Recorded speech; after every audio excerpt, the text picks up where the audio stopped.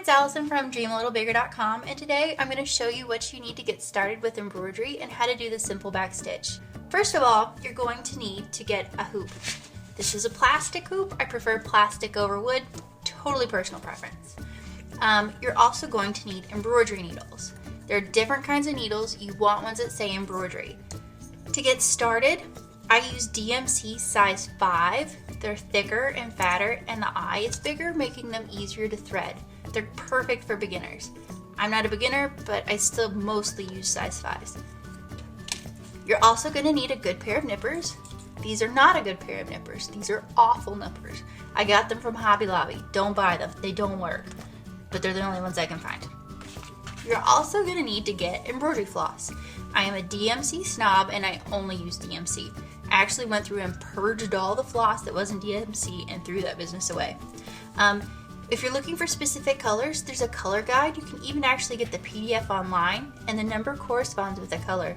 That way, if your pattern says specific colors so that it looks nice, you can make sure you get the right colors.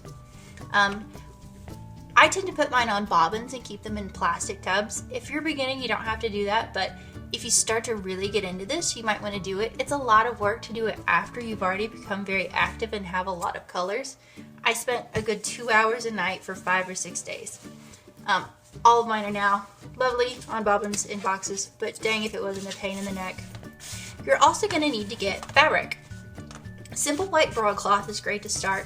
It costs $4 or $5 a yard, and you can do a lot of embroidery on that little bit of fabric. You'll need to cut out a square that is bigger than the size of your hoop. I like to use pinking shears. They make this interesting edge, and what it does is it keeps the fabric from fraying. If you don't want to buy pinking shears, which is understandable, it is an investment, you can always cut with regular scissors and then use masking tape to cover the edges. Just fold it over, and it will keep your sides from fraying. That's what Mama always did for me when I was little, so that my fabric wouldn't fray and get all wonky. Let's go ahead and get started. This is your embroidery hoop again. Plastic, this one is 6 inches. They make them bigger, they make them smaller.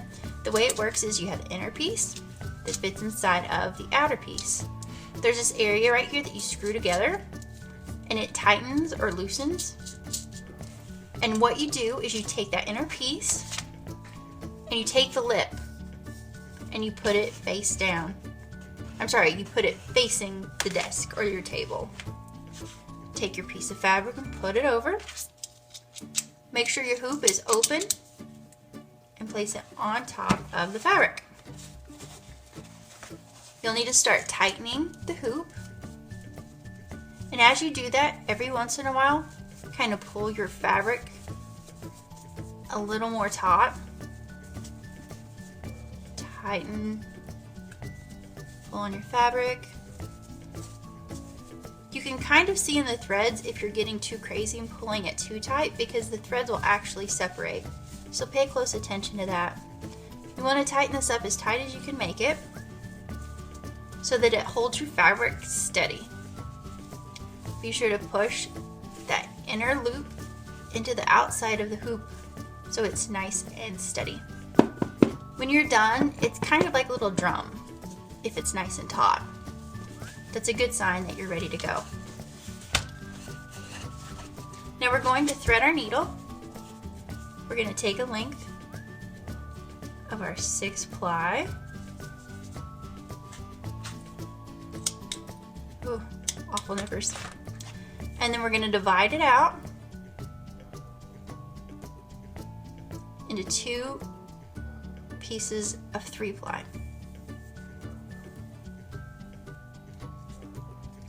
Wet the end of your thread in your mouth and use your nippers and cut straight across.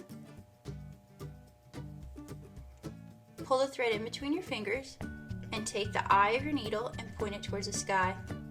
Put it over the end of the thread. Using sawing motion, pull it down and pinch with these fingers to hold onto the thread and pull it through. We're going to tie knots, simple overhanded knots on the end of the thread.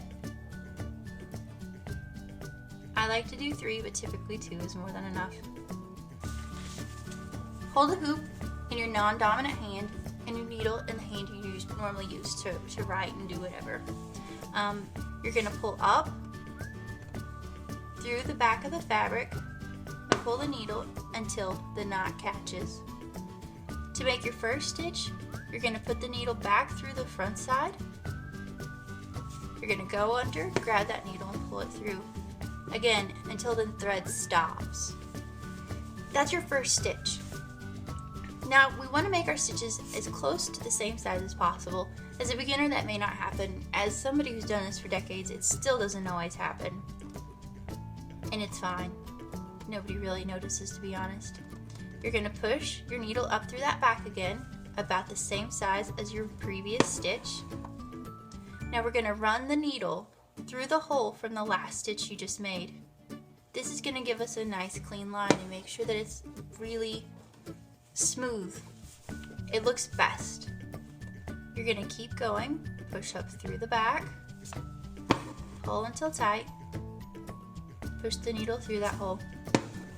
Now whenever you're making curves, you may have to make smaller stitches so that your curves aren't blocky or squared off looking. But as long as you keep coming up and going through that previous hole, you're going to get really nice, clean looking lines.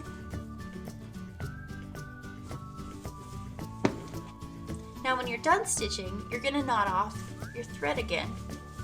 And to do that, you're going to run your needle under a previous stitch, and it's going to start to form this loop. Run your needle through that loop, pull up nice and tight, and you've got your first knot. Repeat a second time. And you got a knot that's not going anywhere. Nip close to the knot, making sure not to actually snip the knot when you finish your first set of stitches.